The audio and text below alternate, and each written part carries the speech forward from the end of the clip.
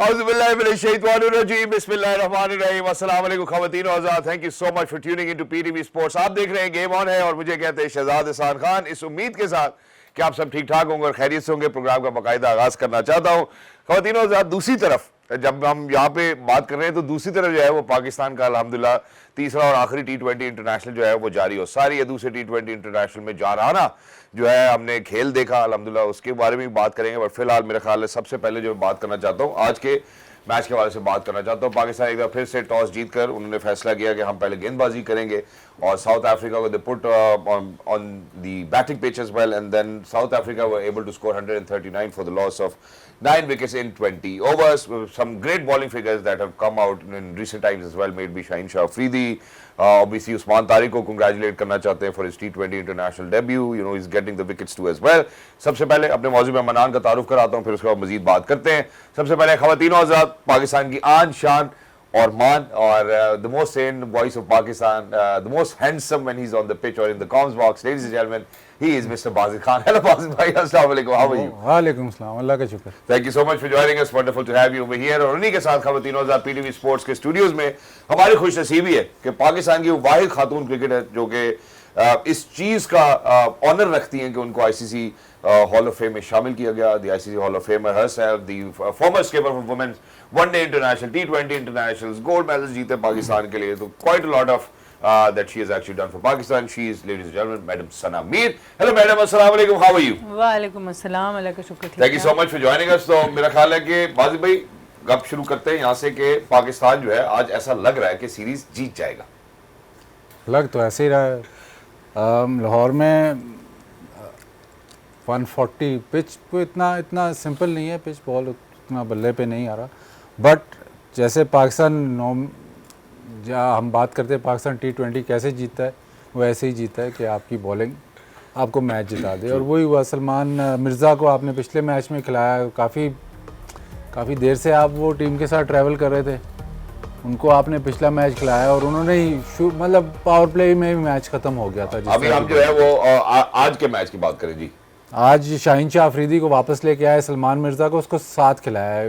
पहले ये कह रहे थे कि जी शाहीन शाह अफरीदी की रिप्लेसमेंट है, लेकिन उसने बॉलिंग इतनी अच्छी की कि अब वो दोनों इकट्ठे खेलें। एक बॉलर जो अभी भी बाहर बैठा हुआ है वो है वसीम जूनियर। तो आपके पास बॉलिंग है, अब आहिस्ता आहिस्ता आप उस तरफ मेरा ख्याल शायद आ जाएं कि नहीं यार पूरी बॉलिंग खिलाते हैं, क्योंकि पाकिस्तान वो टीम अभी तक वो टीम नहीं है जो 200 या 220 करे और मतलब अगली टीम को आउट बैट कर जाए। अगर पिच कंडीशंस और वो सारा कुछ ठीक होगा तो फिर आपको प्रॉब्लम ये होती है कि आप जब 200 चेस कर रहे होते हैं या जो 200 target set, specially target set करने में आपको प्रॉब्लम होती है। बट पाकिस्तान की स्ट्रेंथ T20 में रिसेंट टाइम्स, बल्कि जब से T20 शुरू हुआ है, आपकी स्ट्रेंथ बॉलिंग ही रही है। थोड़ा उस पर आप कॉम्प्रोमाइज़ तब करते हैं जब आप ऑलराउंडर्स की तरफ जाते हैं कि यार बॉलिंग कंप्लीट नहीं खिलाते। अभी भी आपके पास एक और स्लॉट है जहाँ पे आप बॉलर खिला सकते हैं और अपनी स्ट्रेंथ को बैक करें। शायद आहिस्ता आहिस्ता शायद ये समझ लगे, मैनेजमेंट फार्मूला बेहतर हो जाए। बट ये जो पिछला मैच आप जीत रहे हो, आज का भी इंशाल्लाह आप मैच जीत के सीरीज़ आपके नाम होगी, उम्मीद यही है। तो वो अगर आप करेंगे तो वो किसका उसमें सबसे बड़ा फैक्टर यही है कि आपने ऊपर से पावर प्ले में आउट किया और आपकी बॉलिंग ने आपको वो स्टार्ट दिया और वो जिताया। तो आप इंस्टेड उसको आप वीकन करते हैं कि नहीं यार हम बैटिंग स्ट्रेंथ में जाएंगे। और आप हिस्टोरिकली वनडे क्रिकेट में आपने उस दिन सरफराज की बात की, सरफराज जब कप्तान था, जब वो टीम जीती थी तो पाकिस्तान 200 नहीं कर रहा था, 100 वो कंडीशन में यूएई कंडीशन में 160-70 कर जाता था, बट आपकी बॉलिंग मैच जिताती थी। वही फार्मूला आपका चलता रहा।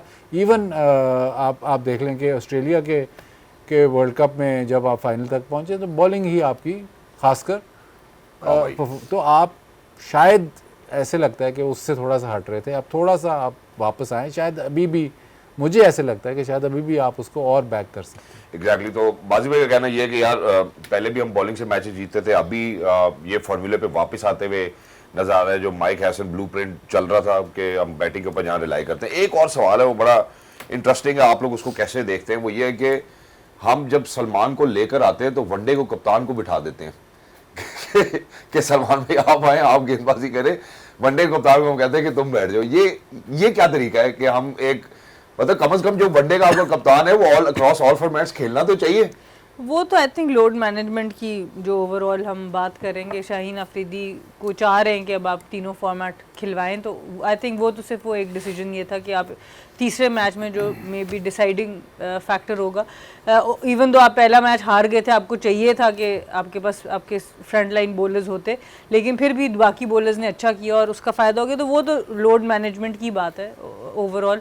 पर अच्छी चीज़ ये नज़र आ रही है कि आप we are back in rhythm, Shaheen भी बैक इन रिदम है और फ़हीम को आपने यूज़ किया खाली गद्दाफ़ी की पिच पे, दोनों मैचेस में मिला के उन्होंने 6 आउट कर दिए।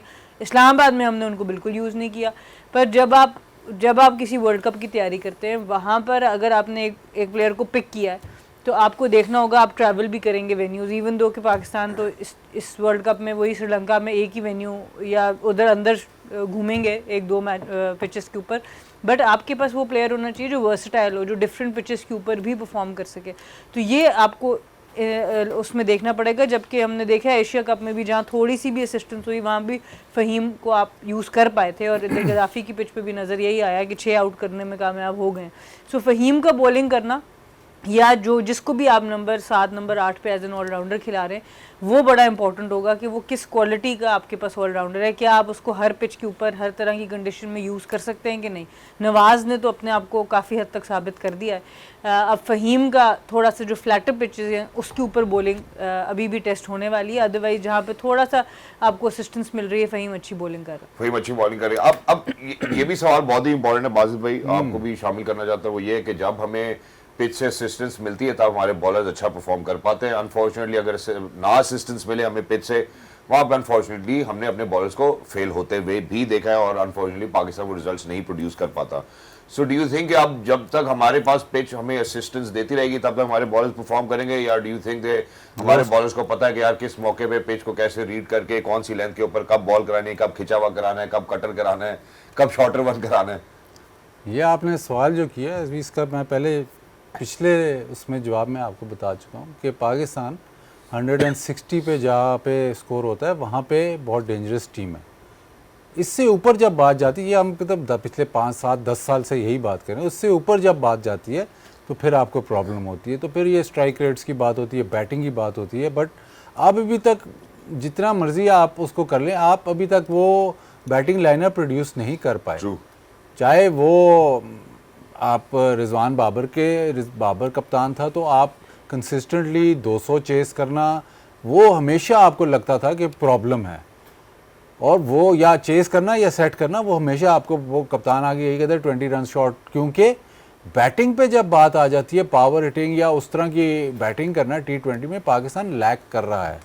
बॉलिंग पे अगर मुश्किल पिच है 160 150 160 वाला पिच है, वहाँ पे पाकिस्तान जैसी टीम ही कोई नहीं, क्योंकि बैटिंग भी आपकी ट्रेडिशनल टाइप मतलब उस सर्फेसेस पे वो निकाल लेते हैं, बॉलिंग फिर आपको एज देती है। तो ये तो कब से चल रहा है, इसको चेंज करने की कोशिश हो रही थी, हुई भी, अभी भी हो रही है कि इसको चेंज किया जाए, लेकिन वो होके नहीं दे रही। वो होके शायद अगेन मैं कैसे जैसे ब्रोकन रिकॉर्ड होता है, बार बार रिपीट करता हूँ अपने आप को इस शो में। आपको तो पता नहीं, मेरा एक फिल्म लगा लिया करें जो मैं रिपीट करता हूँ। जो आपको अगर इस किस्म के प्लेयर चाहिए तो फिर आपने नीचे ये सारा जो मामला है सारा सेटल करना है। मामला ऐसे सेटल करना है कि सबसे बड़ा जो एग्ज़ाम्पल है वो बार बार मैं कोट करता हूँ, सबसे बड़ा एग्ज़ाम्पल है इंग्लैंड का। इंग्लैंड जब ऑस्ट्रेलिया में हारता है उसके बाद मॉर्गन और उनका फिर ट्रेवल बेलिस शायद उनका कोच आता है, उनका अक्रॉस द बोर्ड फैसला होता है कि वाइट बॉल क्रिकेट अब हम ऐसे खेलेंगे। लेकिन उसमें आप ये देखें उनका कॉम्प्रोमाइज़ क्या हुआ। उन्होंने अपने फर्स्ट क्लास शेड्यूल में, काउंटी स्केड्यूल में, जब सबसे अच्छा टाइम होता है, मतलब जून जुलाई कर लें, जब पिचेस ड्राई हो जाती हैं, जब सबसे अच्छा टाइम होता है बैटिंग के लिए, उस टाइम उन्होंने वनडे क्रिकेट और T20 क्रिकेट को तरजीह दी। काउंटी क्रिकेट का जो मतलब वो उनको काउंटी क्रिकेट को शुरू सीजन में कर दिया और एंड सीजन में कर दिया, तो उसमें उनकी रेड बॉल क्रिकेट सफ़र की। जी। बट जो सारा प्लान था 4 साल का कि हम ऐसे खेलेंगे, ऐसे प्लेयर हमें चाहिए और इन्हीं प्लेयर्स को हम अगर इसी तरह कोई खेलेगा तो उसको हम आगे लेके जाएंगे। उन्होंने एयरमार्क किए प्लेयर्स कि ये हमारे पास प्लेयर्स हैं, बट उन्होंने फैसिलिटेट ये किया कि जब वनडे क्रिकेट हो रही है या T20 क्रिकेट हो रही है तो पिचेस ऐसी बनाई गई कि वहाँ पे वो जो हम कह रहे हैं अल्ट्रा अग्रेसिव क्रिकेट वो खेलने के लिए वो पॉसिबल हों। ये ना होए कि जी हाँ जी हम अप्रैल में खेल रहे हैं जहाँ पे बॉल सीम भी कर रहा है, स्विंग भी कर रहा है, बॉल बल्ले पे नहीं आ रहा और आप कह रहे हैं कि जी हम 200 करके दो 20 ओवर में, वो नहीं उन्होंने किया। ठीक है। तो ये जो सारा अगर आपने करना है कि जी आपने अल्ट्रा अग्रेसिव बैटर्स प्रोड्यूस करने हैं और उस तरह की क्रिकेट खेलें तो फिर आपको वो प्लेटफॉर्म भी देना पड़ेगा। उसमें पूरा ऐसे नहीं होता कि हाँ जी नहीं कर लेंगे, वो पूरा आप उसका सेटअप, पूरे सेटअप में वो हिस्सा बनता है ना, फिर ही जाके बनता है। अगर वो जो मॉर्गन और बेलिस ने जो किया 4 साल में जब वो वर्ल्ड कप फिर इवेंचुअली जाके जीते, वो कॉम्प्रोमाइज़ उसमें रेड बॉल क्रिकेट हुई, इसके में कोई डाउट नहीं, उनकी रेड बॉल क्रिकेट हुई कॉम्प्रोमाइज़, लेकिन वाइट बॉल क्रिकेट में वो वर्ल्ड कप जीत गए। वर्ल्ड कप बड़ी मुश्किल से जीते और वर्ल्ड कप के बाद शायद मेरे ख्याल उसके बाद बेलिस भी उसने कहा कि मेरा काम पूरा हो गया है, उसके बाद ये T20 वर्ल्ड कप भी जीते। बट फैक्ट ये रहा कि उन्होंने फोकस शिफ्ट ही हुआ था कि वाइट बॉल हमने ठीक करनी है। वाइट बॉल ठीक करने के लिए मतलब इंग्लैंड जैसी कंट्री को रेड बॉल कॉम्प्रोमाइज़ करनी पड़ी। अगर आपने वाइट बॉल ठीक करनी है तो आपने अपना नीचे फर्स्ट क्लास क्रिकेट जो है उसमें किस टाइम T20 क्रिकेट करानी है, कहाँ पे करानी है, और वनडे क्रिकेट किस टाइम करानी है, कहाँ पे करानी है, किन ग्राउंड्स पे करानी है।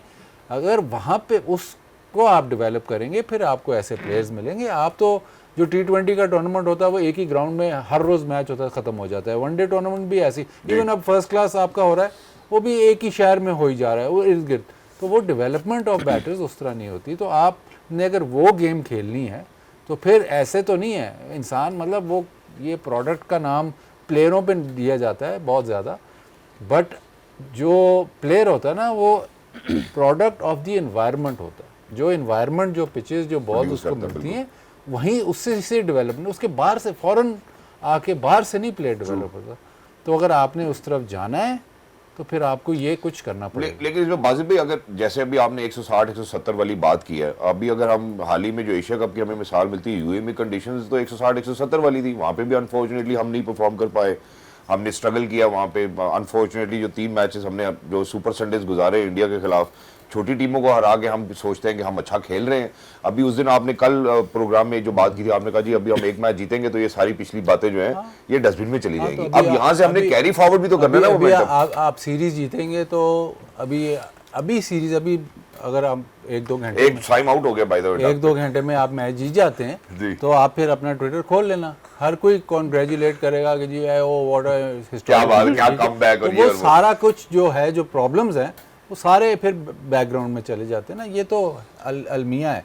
दूसरा जो आपने बात की ना हाई क्वालिटी, मतलब ठीक है हाई क्वालिटी स्पिन के खिलाफ अब आपको बहुत बड़ा मसला, ये पहले नहीं होता था। ट्रू, पहले नहीं था पाक से, इवन मतलब 5, 7, 8, 10 साल पहले इतना नहीं था, अब बहुत ज़्यादा हो गया। तो हाई क्वालिटी स्पिन के खिलाफ भी आप स्ट्रगल कर रहे हैं और जहाँ बॉल सीम भी हो रहा है या स्विंग हो रहा है वहाँ भी आप स्ट्रगल कर रहे हैं। तो फिर कोई इनहेरेंट मसला है, ये बाहर से मसला नहीं है, इनहेरेंट मसला है। तो वो जो प्लेयर्स हैं अब इसमें इसकी और डिटेल मेरे से तो आप ये खुलवाते रहेंगे, मैं खोलता रहूँगा। आप चाह रहे हैं कि प्रोग्राम आ जाए, 1 घंटा किसी तरह गुजर जाए, यही खुलवाते जा रहे हैं ना।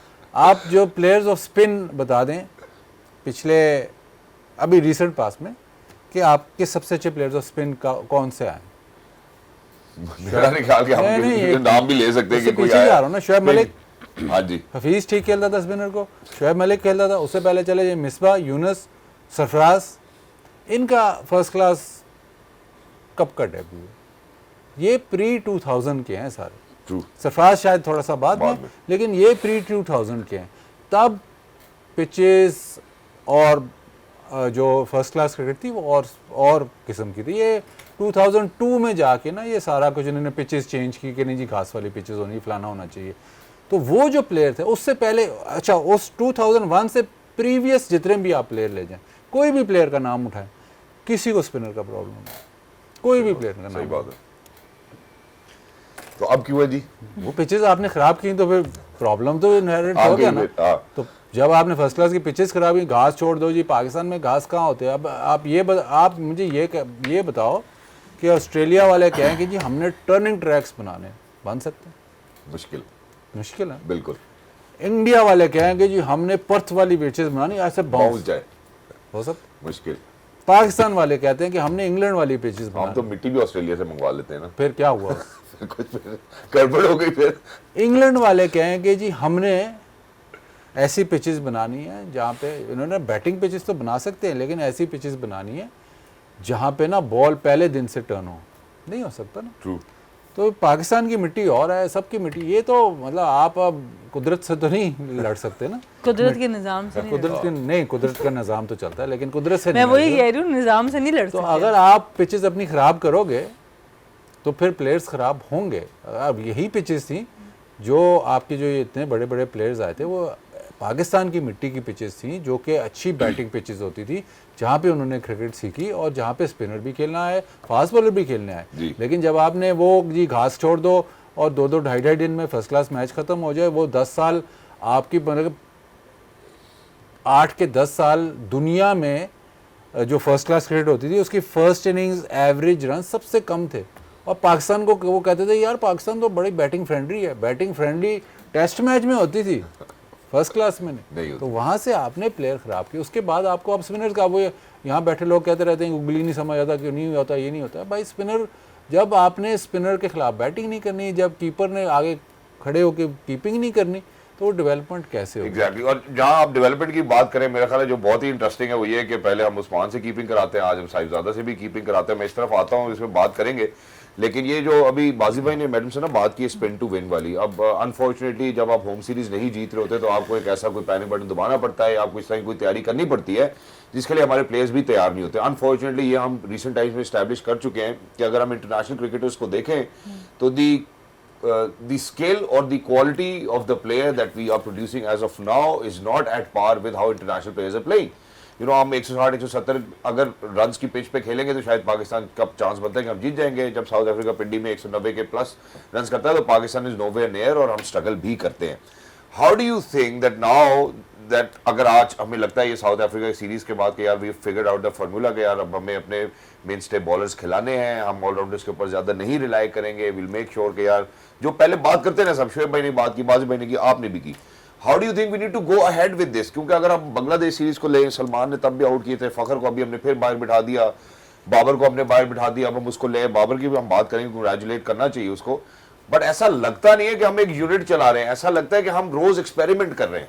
देखिए वो तो है, और मसला ये कि वही हम रिजल्ट ओरिएंटेड है ना। अब हम 2 मैच जीत के कहेंगे सीरीज जीत गए तो हमारे फैसले दुरुस्त हो गए, ऐसा होता नहीं है। मैं अभी कल हमने बहुत आउटस्टैंडिंग मैचेस देखे, वुमेंस क्रिकेट की भी मैं ज़रूर इधर थोड़ी सी बात करूंगी कि आप देख रहे हैं साउथ अफ्रीका और इंडिया फाइनल में पहुंच गए, पहली दफ़ा ऐसा होगा।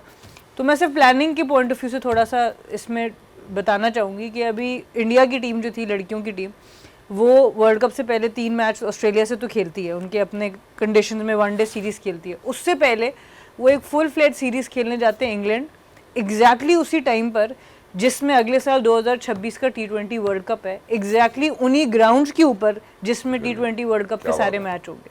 सो दुनिया में टीम्स, चाहे वो लड़कियों की हो चाहे वो लड़कों की, उनकी प्लानिंग 2-2, 3-3 साल पहले की प्लानिंग होती है और वो अपने प्लेयर्स को उसी जगह पे, उसी ग्राउंड्स के अंदर, उन्हीं टाइम पे भी, आप इंग्लैंड में किसी एक ग्राउंड पे फरवरी में खेले और उसी ग्राउंड पे आप जाके जून और जुलाई में खेले, बिल्कुल डिफरेंट कंडीशंस होंगी, डिफरेंट प्लेयर्स वहाँ पर सक्सेसफुल होंगे।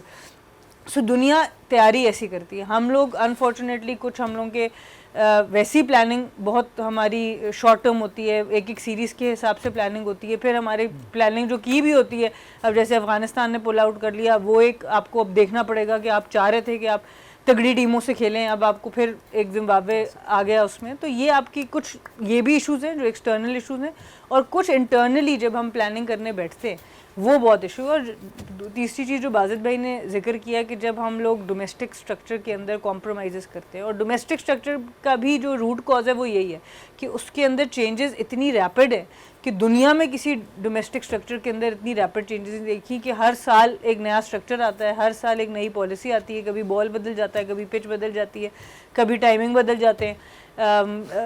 लड़कियों की क्रिकेट का तो बिल्कुल ही सत्यानाश है कि वनडे वर्ल्ड कप से पहले T20 का डोमेस्टिक करा देते हैं, अब वो वर्ल्ड कप से वापस आ रही हैं तो वनडे का डोमेस्टिक करा रहे हैं। सो मतलब जब तक आप इन चीज़ों को स्ट्रीमलाइन नहीं करेंगे, एक प्रॉपर प्रोसेस से नहीं लेके जाएंगे, तो बहुत मुश्किल एग्जैक्टली बहुत ज़्यादा मुश्किल हो जाएगी मेरा ख्याल है। इस पॉइंट को मैं एक छोटे से वक्फे पे जाना चाहता हूँ। जब जी आप कुछ कहना चाहते हैं? वो ये प्लानिंग ये बातें सारी है, हमें बातें बनी हुई हैं। यहाँ देखिए आप बातें बनी हुई हैं, कंसल्टेंट लेके तो है इंटरनेशनल क्रिकेट। खबर लम्हे की नहीं समान 100 वर्ष का, तो बस ऐसे ही अगले दिन देखेंगे क्या होता है, छोड़ें ये बात। एग्जैक्टली इसीलिए खवातीन बी के अपनी सारी अभी जायदाद जो है ना वो डिस्ट्रीब्यूट करने लगे, कल का तो पता नहीं है इनको। तो वे कहने लगे जरूरत नहीं है हमें कोई भी पास रखने की कुछ। जिस टाइम बांट रहे होंगे तो सामने को नजर रखना जरा अपनी। ईदी तो हमें अभी तक मिली नहीं। मुझे मिली थी जो 11वीं गाड़ी है ना वो। मैं छोटे वफे की जानिब बढ़ना चाहता हूँ। जब आप लोग वापस आएंगे, मेरा ख्याल है हैरान कौन है जो भी लोग ये फैसला करते हैं। और बाजिद भाई की बात में काफी वजन है कि यार ये वाकई प्लानिंग नहीं करते। उस खिलाड़ी को जिसको आपने बाहर बिठाया, कप्तानी से हटाया, कोशिश की कि आप जितना रोंद सकते हैं उस खिलाड़ी को रोंदें, और आप देखें अल्लाह कैसे इज्जत देता है कि वो इतने अरसे के बाद टीम में वापस आता है, हाईएस्ट रन गेटर बन जाता है T20 इंटरनेशनल का। आई थिंक ये लम्हाए फिक्रिया भी है, ये सोचना भी चाहिए लोगों को जिन्होंने उसको बाहर बिठाया था। अब आप कैसे बिठाएंगे उस खिलाड़ी को जिसने दुनिया में T20 इंटरनेशनल में सबसे ज्यादा रन किए। विल स्पीक और Babar Azam after short break. Don't go anywhere, we will be right back. Welcome back. हमारे साथ जुड़े रहने के लिए बहुत बहुत शुक्रिया। ब्रेक पे जाने से पहले एक हल्का सा मैंने तस्करा किया था कि वो खिलाड़ी जिसको आप एशिया कप में साथ नहीं लेकर गए, अल्लाह इज्जतें देने वाला है बेशक, और वो आते हैं वापस, और जैसे ही वापस आते हैं हाईएस्ट रन गेटर बन जाते हैं T20 इंटरनेशनल के। जो इसमें सबसे ज़्यादा इंटरेस्टिंग बात है वो मैं अभी बीच में लेकर आता हूँ, लेकिन सबसे पहले Babar congratulations. I would want madam Sana and mister Bajid Khan to kind of speak about it as well. What do you make of it? You know, आप उसको खिलाते नहीं है पूरे एशिया कप में, उसके बाद अब साउथ अफ्रीका के खिलाफ उनको लेकर आते हैं और वो हाईएस्ट रन गेटर बन जाते हैं T20 इंटरनेशनल की दुनिया में, ahead of Rohit Sharma, Virat Kohli, Jos Buttler, Paul Stirling, Martin Guptill, और आखिरी नाम जो है वो मोहम्मद रिजवान के, जिनको आप अभी भी नहीं खिला रहे। जी देखिए, देर है दुरुस्त है। अब बात यह है कि रन्स, इनकी कैपेबिलिटी और इनकी जो मेरिट है उसके ऊपर किसी को भी एतराज़ नहीं है कि किस तरह के ये रन्स बनाते हैं। रन्स तो एवरेज इनकी हमेशा से अच्छी रही है T20 क्रिकेट के अंदर। बात सिर्फ होती थी स्ट्राइक रेट के ऊपर कि बाबर और रिजवान जब इकट्ठे खेलते हैं तो उसका इम्पैक्ट टीम के ऊपर क्या होता है। कभी भी इनकी जो कैलिबर है उसके ऊपर बात नहीं की गई। अनफॉर्चुनेटली वही जो बात बाजिद भाई ने पहले भी की कि जब इनको इकट्ठा करके किया गया, बहुत ज़्यादा बात की गई, तो तब इस तरह का हार्श फैसला इन प्लेयर्स के लिए किया गया। और एक टाइम ऐसा था कि इन दोनों के पास अपॉर्चुनिटी थी कि जो दोनों इकट्ठे आते थे उसमें अगर हम एक इम्पैक्ट प्लेयर बीच में ले आते तो शायद आज हम इन दोनों को इकट्ठा खेलते हुए भी देख लेते, क्योंकि टीम उसके ऊपर से कॉम्प्रोमाइज़ ना करती। जब होता ये था कि आप 10 ओवर में या 8 ओवर में 60-70 रन लगाते हैं और आप चाहते हैं कि आखिरी 10 ओवर में एक्सेलरेट करें, वहाँ पर मिडिल ऑर्डर पे प्रेशर बहुत आना शुरू हो गया था और वो एक पैटर्न बनता जा रहा था हमारी टीम का, जिसकी वजह से ये बातें शुरू हुई थी। जहाँ तक रन्स बनाने की बात है, जहाँ तक उनके कैलिबर की बात है, मॉडर्न डे क्रिकेट में बाबर आजम के क्लास का या लेवल का बैटर नहीं आया। और इसको जो भी क्रिकेट समझने वाले लोग हैं वो इस चीज़ को मानते हैं और उनका होना टीम में बहुत ज़रूरी है। ख़ास तौर पे जब आप सब कॉन्टिनेंट में भी खेल रहे हैं, वहाँ पर भी आपको बहुत ज़रूरत आएगी। तो बहुत अच्छी बात है कि उस फैसले को रिकन्सिडर किया गया है। आई होप कि अब बाबर आजम ऑब्वियसली अपने कंफर्ट जोन से बाहर निकल रहे हैं। उनको 1 डाउन पे कहा गया है कि आके आप बैटिंग करें, जबकि उनके T20 में majority run as an opener है। तो हम को ख्वाहिश करते हैं, दुआ करते हैं कि इधर भी वो कामयाब हों। और सबसे मज़े की बात तो ये कि अपना ही क्राउड पीछे पड़ा हुआ है अपने बैटर्स के कि वो आउट हो और बाबर आ, तो शायद उस वजह से मेरे ख्याल से कोच डर के मारे उनको वापस ओपन कर दे कि भाई हमारे बाकी प्लेयरों को आउट मत करो। और सवाल भी इस टाइम यही बनता है वाजिब भाई कि जो हम हाईएस्ट रन गेटर की बात करें दुनिया में, उन्होंने मैक्सिमम रन जो हैं वो ओपन करते हुए बनाए, वो उन्होंने 1 डाउन पे नहीं बनाए। आपके ख्याल में जो नंबर अब जो जिम्मेदारी बाबर को दी जा रही है कि आप 1 डाउन आएंगे, do you think that it's the right decision for us to move ahead? मेरे हिसाब से तो उसका बेस्ट जो नंबर है वो ओपन ही है। ये तो सबको पता है कि T20 में बाबर जो है ओपनर ही सबसे अच्छी उसकी पोजीशन है। मसला ये है कि हम पता नहीं किस तरफ अगर बाबर को अगर आप बाबर को खिलाते हैं तो बाबर को फिर बाबर की जगह पे खिलाएं, नहीं, बाबर की जगह पे खिलाएं और उसको बाबर की तरह खेलने दें। जी ये नहीं आप कहें कि जी आपने पावर हिटिंग करनी है या आपने मतलब जो ये कंफर्ट जोन की बात कर रही है। अगर आप फॉर इंस्टेंस अगर केन विलियमसन खेलता है T20 तो उसको तो ये तो नहीं कहते कि यार तू निकल के मार या स्ट्राइक रेट अपना इतना कर जा, वो उसको उस जोन में खेलने, क्योंकि एक प्लेयर आप अफोर्ड कर सकते हो। स्पेशली एशिया में तो आप बल्कि इस तरह के तो 2 प्लेयर अफोर्ड कर सकते हो एशियन कंडीशंस में, जहाँ पे 160-70 या 180 है, वहाँ पे तो बाबर तो आपका मतलब बैकबोन बनता है, तो उसके अराउंड सारे बैटिंग करें। अगर 2 प्लेयर ऐसे, स्पेशली जब आप बाहर जाते हैं, जब 2 प्लेयर ऐसे इकट्ठे हो जाते हैं, भी आपने दिखाई तो स्ट्राइक रेट से 128 बाबर की थी, 125 रिजवान की थी। अब अगर 2 प्लेयर ऐसे इकट्ठे हो जाते हैं तो फिर आपको प्रॉब्लम होता है कि यार 6 में ये 2 प्लेयर हैं, इनको कैसे हम कहाँ पे खिलाएं। अगर वो इकट्ठे खेलते रहेंगे तो थोड़ा सा प्रॉब्लम होगा।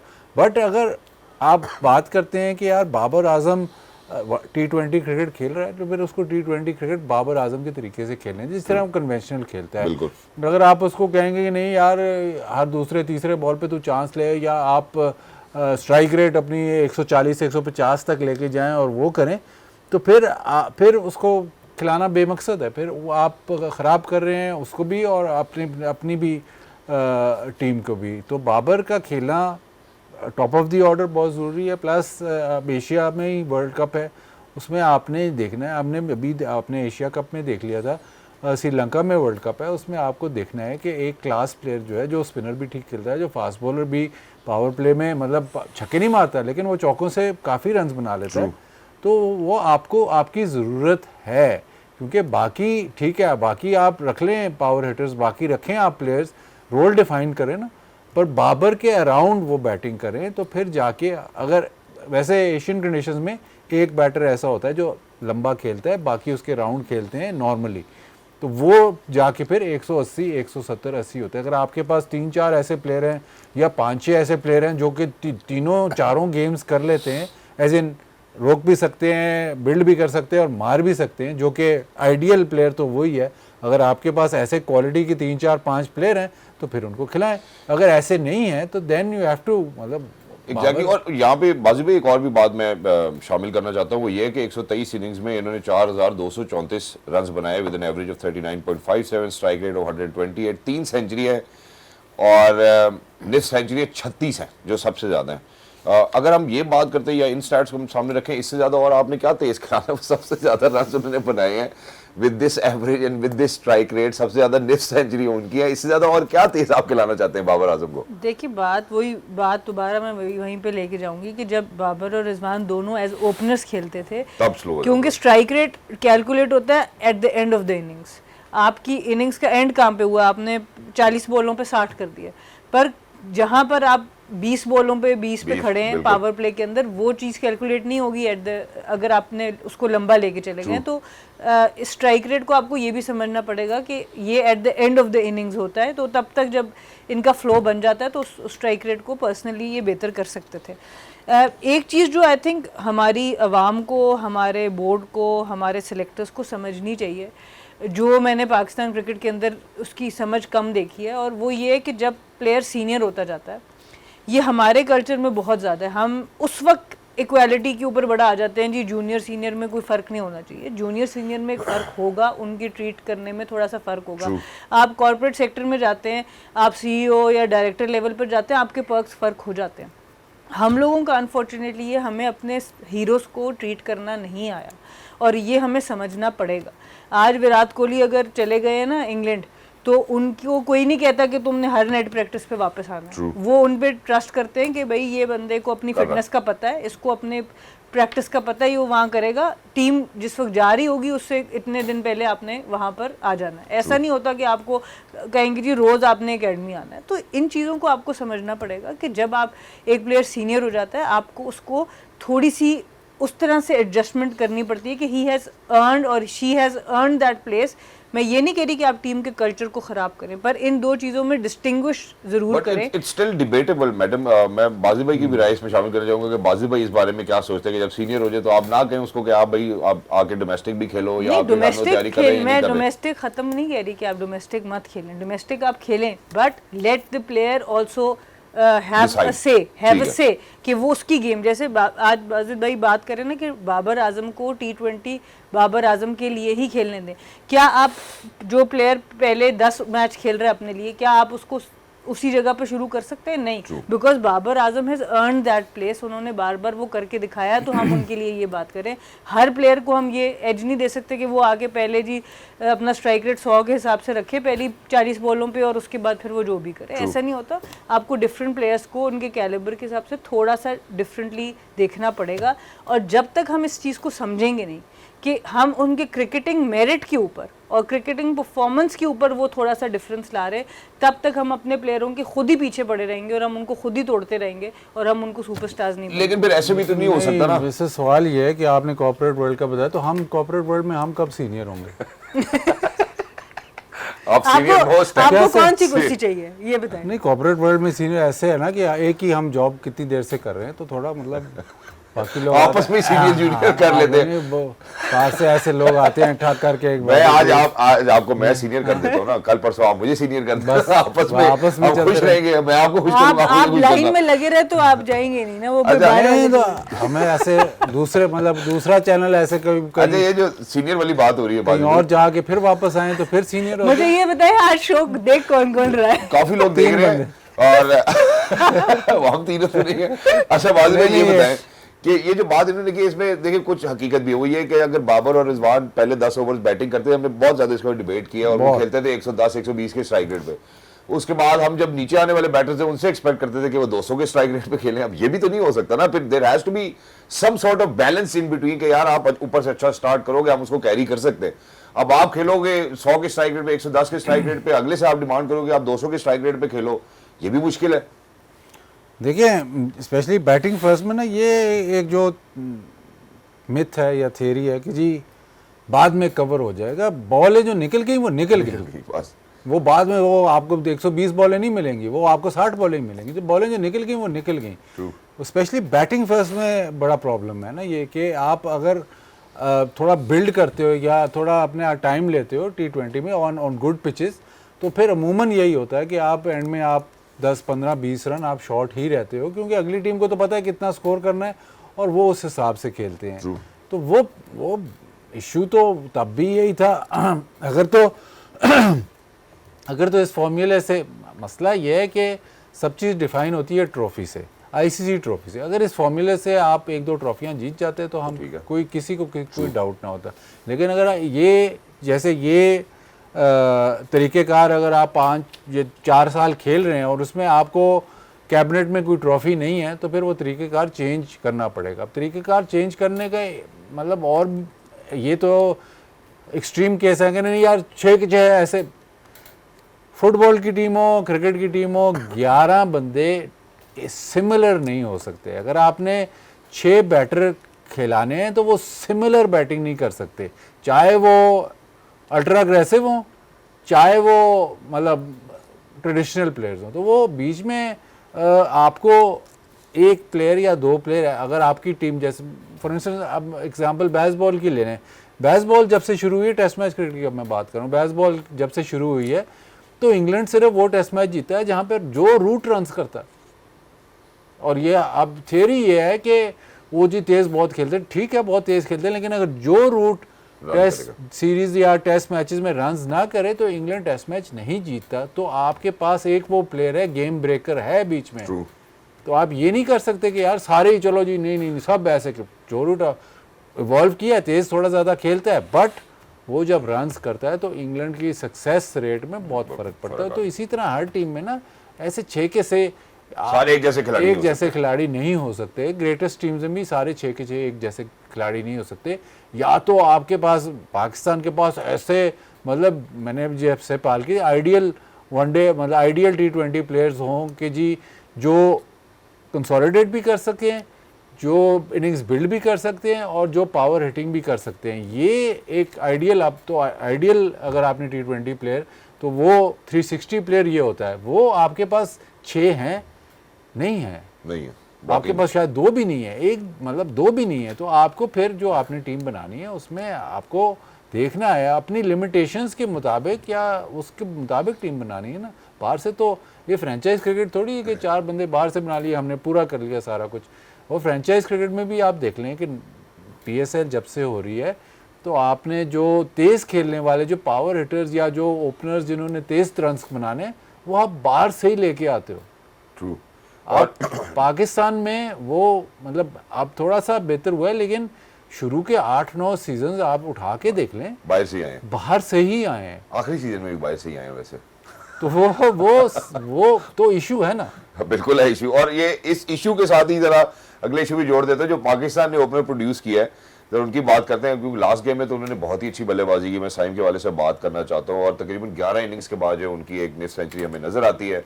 बीच में उनके इन बिटवीन जो है वो 5 डक्स भी हैं। उससे पहले मेरे ख्याल यूएई के खिलाफ उन्होंने 69 रन बनाए थे, और आज फिर वो वापस डक पे चले जाते हैं। ये जो इनकंसिस्टेंसी हमारे बैटर्स की ऑन दी होम कंडीशन, ये मसला क्या है हमारे साथ? पिंडी में खेलते हैं 55 रन से हार जाते हैं, लाहौर में खेलते हैं 9 विकेटों से जीत जाते हैं। मतलब बैलेंस नहीं है कहीं हमारे बीच में। आपके कप्तान इतने खुशी से कह रहे थे यही तो हम हैं वो तो खुद प्रेस कॉन्फ्रेंस में कह रहे थे। देखिए हमें इस अनफॉर्चुनेटली ये तो नज़र आ रहा है आपको कि साइम अयूब की जो T20 में ख़ासतौर पे परफॉर्मेंस है वो इस तरह की कंसिस्टेंट नहीं नज़र आ रही है आपको। एक वो जो 69 की बात आप UAE के अगेंस्ट कर रहे हैं, और उसके बाद आपको एक बड़ा स्कोर साउथ अफ्रीका के अगेंस्ट नज़र आता है। उसके अलावा बहुत ज़्यादा स्ट्रगल करते हुए T20 में नज़र आए हैं। और वही एक तो प्रेशर की भी बात है, आप एक पावर प्ले का इस्तेमाल आपने करना है, आप अपना टाइम ज़्यादा ले नहीं सकते।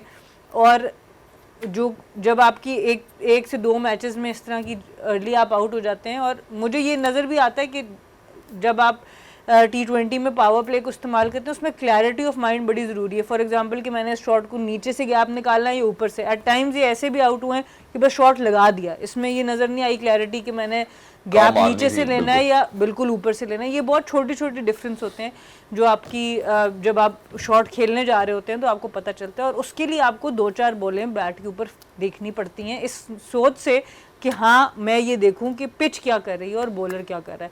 हम जब ओवर अटैकिंग मोड में जाते हैं और ये बताना चाहते हैं कि मैं इस बॉलर के साथ क्या कर सकता हूँ, वहाँ पर हम बहुत से क्यूज़ उस उधर की कंडीशंस के मिस कर देते हैं। और आई थिंक ये बड़ा ज़रूरी एक आर्ट है T20 ओपनर का कि उसको 2-3 बॉलों के अंदर अंदर कंडीशंस को बहुत अच्छी तरह से समझना है। आई थिंक वहाँ पर अभी साइम अयूब का वो वाला एक्सपीरियंस नहीं है, या उसके ऊपर शायद ध्यान नहीं है कि वो अपनी ही सारी शॉट्स वो खेलना चाहते हैं जो वो खेलना। एट टाइम्स हमने देखा है कि बॉल नीचे रह रहा है और वो स्क्वायर ऑफ द विकेट खेल रहे हैं। एट टाइम्स बॉल राइज कर रहा है और वो नीचे खेलने जा रहे हैं, तो वो बॉल नीचे रहा ही नहीं और वो फील्डर के पास कैच हो गया। तो आई थिंक ये बड़ा इंपॉर्टेंट है पिच को रीड करना एज एन ओपनर कि उस पर स्कोर कितना होगा, कौन से शॉट्स लगेंगे नहीं लगेंगे, ये डिफ्रेंशिएट करना। और फिर अपने जो रेंज ऑफ शॉट्स हैं उसमें से उन शॉट्स को सिलेक्ट करना कि मैंने इसकी पिच के ऊपर इस बॉलिंग अटैक के ऊपर ये वाले शॉट्स ज़्यादा यूज़ करने। उसमें आई थिंक साइम अयूब अभी I think he still has to learn a lot. मुझे इसमें थोड़ा एक शक सा है, अब सैम्पल साइज़ भी काफ़ी हो गया है, लेकिन आपने तो कहा है हमें तो आपके एक्सपर्ट्स को ज़्यादा क्रिकेट की नॉलेज नहीं है, वो तो मतलब और लोगों को है। आपने सना पे भी, मेरे पे तो चलें बनता है लेकिन सना पे नहीं बनता। साइम अयूब को आपने ये जो स्टैट सारे बताए उसमें एक जिसने 69 काम पे किया, वो शारजा में पिच, वहाँ पे बॉल ज़रा आ रहा था बल्ले, जहाँ पे थोड़ा सा बाउंस जहाँ पे बल्ले पे आ रहा है वहाँ पे साइम अयूब स्कोर करता है, क्योंकि साइम अयूब की स्कोरिंग जो एरियाज़ हैं वो स्क्वायर ऑफ द विकेट और बिहाइंड द विकेट, जैसे नो लुक शॉट या पुल शॉट बिहाइंड स्क्वायर, ये रन्स करता है। ये जब पिचेस जहाँ पे बॉल बल्ले पे नहीं आ रहा वहाँ पे आप देख लें, पूरे दुबई में जब गया है इसने स्ट्रगल किया है, जहाँ पे बॉल बल्ले पे नहीं आया इसने स्ट्रगल, क्योंकि सामने मारना पड़ता है।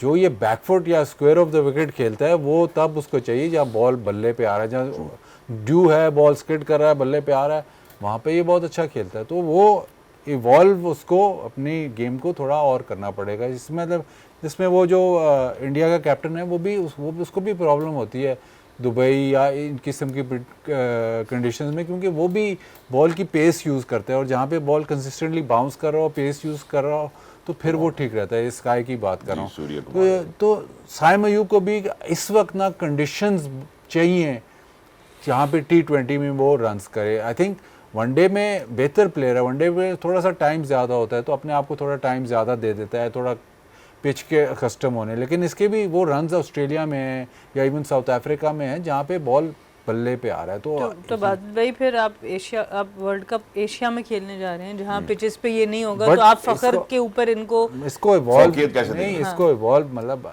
इसमें ये तो नहीं है कि अब ये सारी ज़िंदगी ऐसे खेलता रहेगा। प्लेयर तो ये बहुत अच्छा है, टैलेंट तो इसमें बहुत है, तो इसको इवॉल्व करना पड़ेगा। और जाहिर है काम हो रहा होगा, हमें क्या पता बिहाइंड द सीन्स क्या काम हो रहा है, लेकिन आपको तो पता होता है, हमें को बताता है ना, हमें कोई लिफ्ट कराता, हमें क्या पता पीछे क्या काम हो रहा हो। लेकिन आप अगर इसके नंबर्स और इसके आउट होने के वाले तरीके अगर आप निकालें तो ये वाजे होता है कि उसको कंडीशंस वो वाली चाहिए जहाँ पे बॉल। और ये पाकिस्तान टीम का अलमिया भी रहा है कि जब तक कंडीशंस हमारा साथ नहीं देती तब फिर पाकिस्तान को डिफिकल्टी होती है। अनफॉर्चुनेटली 35 रन्स के बीच में ही पूरी टीम भी आउट हो जाती है। अब जो दूसरी बात मैं करनी चाहता हूँ, जब साइम के हवाले से आपने बात की और काम भी कर रहा होगा, हमारे उस्ताद मोहतरम राशिद लतीफ़ साहब, उन्होंने मुझे एक बात बोली थी। उन्होंने कहा कि बेटा क्रिकेट जो है ना वो एक रन से शुरू होती है। और यहाँ पे मैं बात करना चाहता हूँ साहिबजादा फरहान साहब की। उनकी dot ball percentage is somewhat around 46%, यानी कि every other delivery that he is facing is a dot ball. और वो रन बनाते हैं 4 गेंदों के बाद, 1 रन बनाते हैं, और बाउंड्री लगाते हैं 6 गेंदों के बाद। How do you think Saibzada Farhan needs to kind of work on, rotating the strike more often rather than playing dot balls? देखें, एक तो पावर प्ले के अंदर अगर आप उतनी ही बैटिंग कर रहे हैं, पावर प्ले के अंदर ज़्यादा आप खेल रहे हैं, तो वहाँ पे सिंगल इतना आसानी से होता नहीं है। बट जहाँ पर ये लंबी इनिंग्स खेल रहे हैं और वहाँ पर भी डॉट बॉल परसेंटेज इतनी ज़्यादा है, वहाँ पे ऑब्वियसली उनको बहुत ज़्यादा देखना पड़ेगा। 46% is far to many.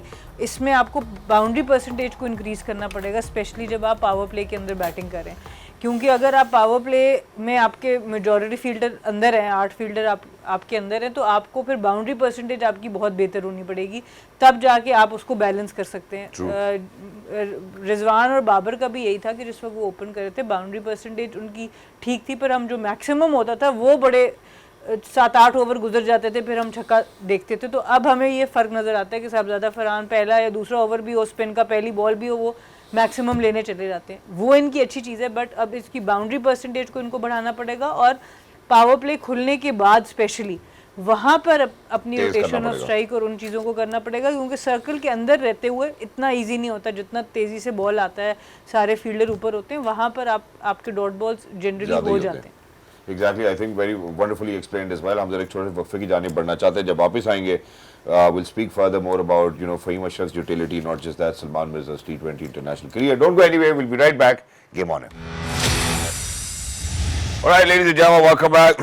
Thank you so much for staying with us. Sorry, and break पे जाने से पहले मैंने बात की, तस्करा भी किया कि फ़हीम अशरफ के वाले से बात करना चाहते हैं। पिंडी में हमने उनको देखा कि एक भी ओवर नहीं कराया गया। फिर उसके बाद जब हम लाहौर की जानिब बढ़ते हैं तो वो 4 विकेटें लेते हैं पिछले मैच में, और उसके बाद आज भी मेरे ख्याल गालिबन उन्होंने 2 विकेट्स हासिल किए। मैं ज़रा फ़हीम अशरफ की यूटिलाइजेशन के हवाले से बात करना चाहता हूँ, the number that he is playing on, and for Pakistan to kind of rely on such an all-rounder who's actually delivered, so अब कोई ऐसा सवाल बचता तो है नहीं।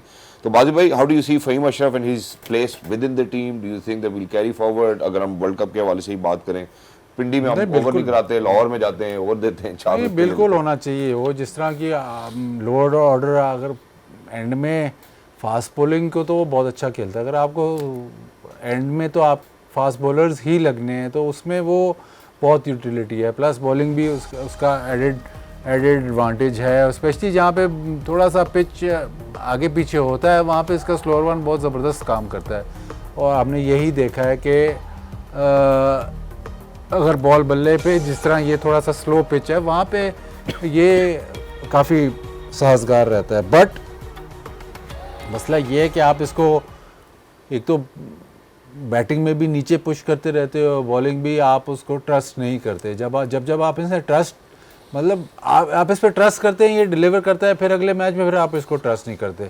नवाज को आप कहते हैं नंबर 1 बॉलर है, फिर अगले मैच में आप कहते हैं नहीं यार अब ओवर ही नहीं देते। आप जैसे पिछले मैच में कप्तान आगे कहता है कि हम सलमान मिर्ज़ा को ना शाहीन शाह अफरीदी का रिप्लेसमेंट समझते थे, लेकिन अब ये अब सही है।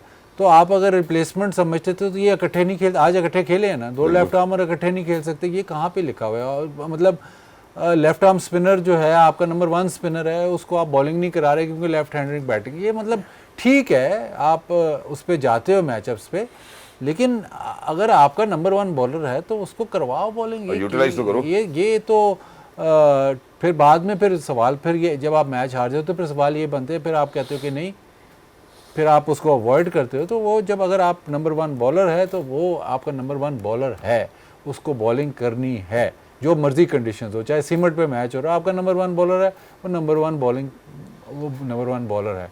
फ़हीम अशरफ आपका नंबर 1 ऑलराउंडर है, उसको आपने बॉलिंग या बैटिंग दोनों करवानी है। आप कहते हो कि आप 10 बंदों से मैच खेल रहे हो क्योंकि कंडीशंस ये डिमांड कर रही हैं। अगर कंडीशंस में फ़हीम अशरफ की बॉलिंग नहीं थी या कंडीशंस में आप वो यूटिलाइजेशन उसकी नहीं थी, तो ये मैच के दौरान आपको पता चला कि मैच से पहले आपने, तो अगर आप कंडीशंस के मुताबिक, वो हॉर्सेस फॉर कोर्सेज, अगर आप कंडीशंस के मुताबिक समझते थे कि फ़हीम अशरफ की आज ज़रूरत नहीं तो मैच ना खिलाते, कोई 11वां लड़का जो जिसकी ज़रूरत थी उसको खिला लेते, वो खिलाते ना। तो फिर आप मतलब कहने को ये बातें तो बड़ी अच्छी हैं, मतलब हम फेयरलेस क्रिकेट खेलेंगे या हम कंडीशंस देख के क्रिकेट, लेकिन कंडीशंस देख के मैच के दौरान कंडीशंस देखोगे, जब 8-10 ओवर हो गए हैं तो फिर आप कंडीशंस जज करोगे। अगर वो तो हम भी जज कर सकते हैं, वो तो कोई भी जज कर सकता है, एक दफ़ा मैच शुरू हो गया, आप तो एक्सपर्ट्स हो, आप तो मतलब हाई लेवल के। इसमें एक और भी चीज़ शामिल करना चाहता हूँ, जिसमें जहाँ पे अब हम बॉलिंग के हवाले से बात करें, देखें जब पहले फ़हीम अशरफ की इंक्लूजन हुई थी तो उन्होंने ये कहा था कि हम बैटिंग में भी डेप्थ रखना चाहते हैं। बैटिंग वाइज बात करते हैं, ऑब्वियसली इतनी डिलीवरीज उनको मिलती नहीं है, बट अभी अगर मैं अभी की बात करूं तो दूसरी जानिब सलमान अली आगा ने फ्री हिट पे सिंगल बनाया है, तो ठीक है 10 गेंदों पे 11 रन है उनके। फ़हीम अशरफ को आप नीचे आते हैं उनसे और आप कोशिश ये करते हैं कि आपकी बैटिंग में डेप्थ भी हो और आप वो फियरलेस क्रिकेट भी खेलें, तो हमारा कप्तान क्यों नहीं फियरलेस क्रिकेट खेल रहा? फिर ये तो आप कोचिंग कप्तान से पूछे, कप्तान से कप्तानों की कप्तान से पूछे, कप्तान के सामने असल पुराना कप्तान भी खड़ा कह रहा है मैं अब आउट होकर वापस भी नहीं जाना चाहता हूँ। कप्तानों के कप्तान से पूछे।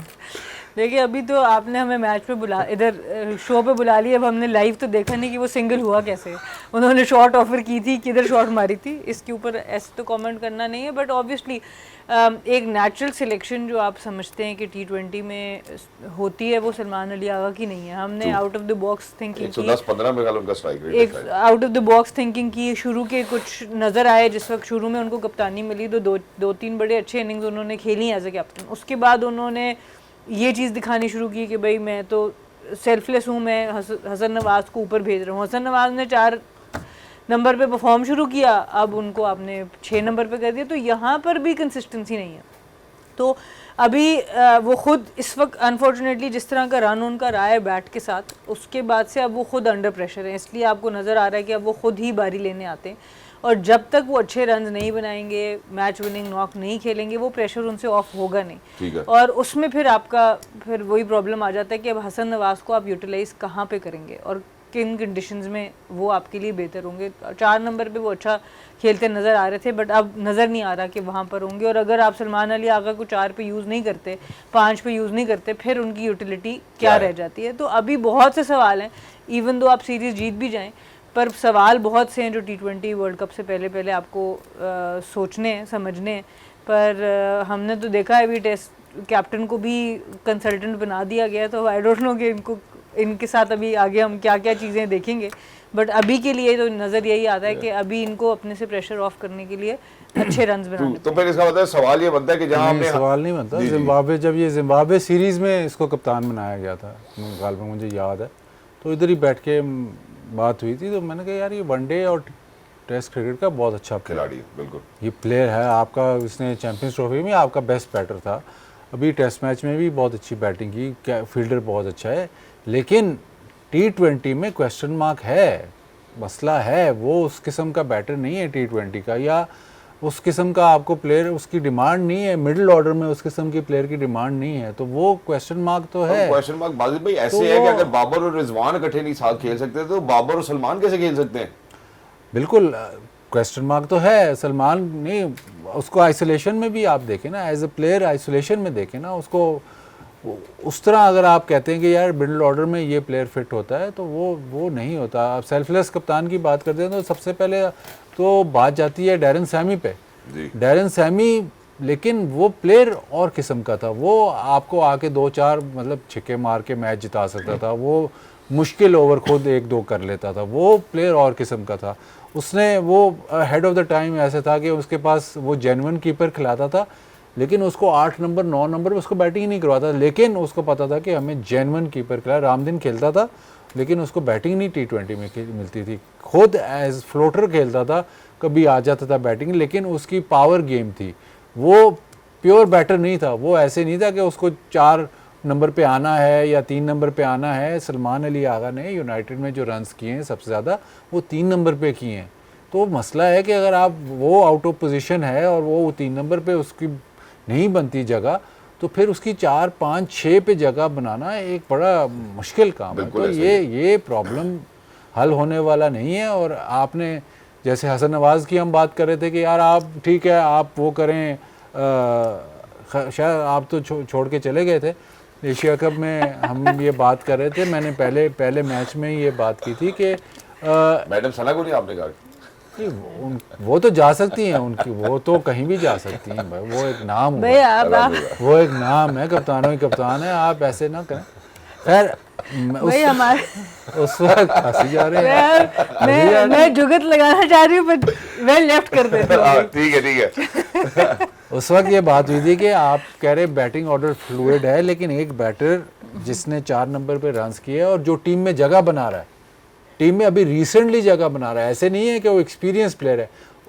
बात सिर्फ ये हो रही थी कि ट्राई सीरीज उसमें इसका नंबर ना चेंज करो, बाकी जिस मर्जी का चेंज करो, ये तो आपका जनरेशनल टैलेंट आपने बोला था, इसका नंबर ना चेंज करो। तो उसको भी आपने नंबर चेंज करके ना वो खराब किया। 4 नंबर पे उसने सबसे ज्यादा खतरे में पता है बाजिद भाई इस टीम में कौन है जिसकी तारीफ हो जाए?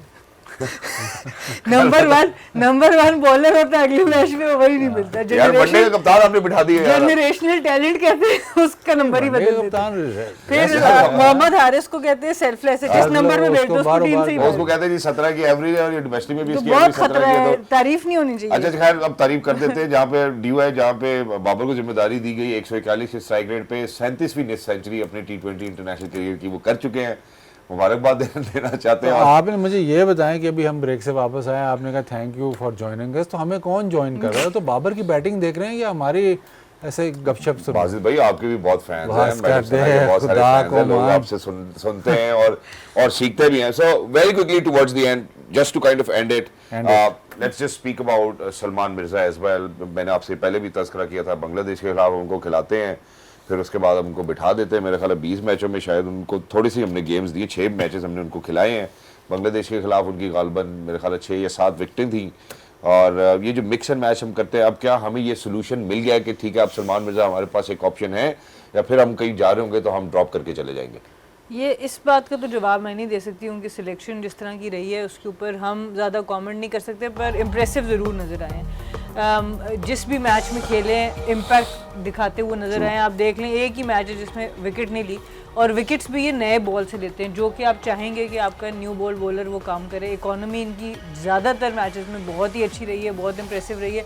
तो मुझे तो ओवरऑल एज अ बॉलर ये बड़े अच्छे नज़र आए हैं, क्योंकि एक तो प्रेशर सिचुएशन हो, हमने PSL में देखा बिल्कुल एंड पे जब नॉकआउट मैचेस होते हैं उस वक्त आए, आके परफॉर्म करना शुरू किया, और उसके बाद जब भी इनको मौका मिलता है बहुत अच्छी जो कंट्रोल है नए बॉल से वेरिएशन का, वो बहुत इंप्रेसिव नजर आया। Exactly, well that's wonderful. Thank you so much, Madam Sana, for being with us. Thank you so much, Mr. Bazid, for being with us. For everybody who's out there, ladies and gentlemen, we hope and pray that Pakistan wins from here onwards. लगता तो ऐसे ही है कि हम south Africa against ये series जीत जाएंगे, but ये जो बातें भी बाजिद भाई ने, मैडम सना ने की, I think these are the things that we really need to keep in mind moving ahead and envisioning whether how our team is going to look in the T20 International World Cup, which is set to take place in February 2026. Until next time, look out yourselves. Inshallah, आपसे मुलाकात होगी अब जुमेरात वाले दिन. Look after yourselves. Game on.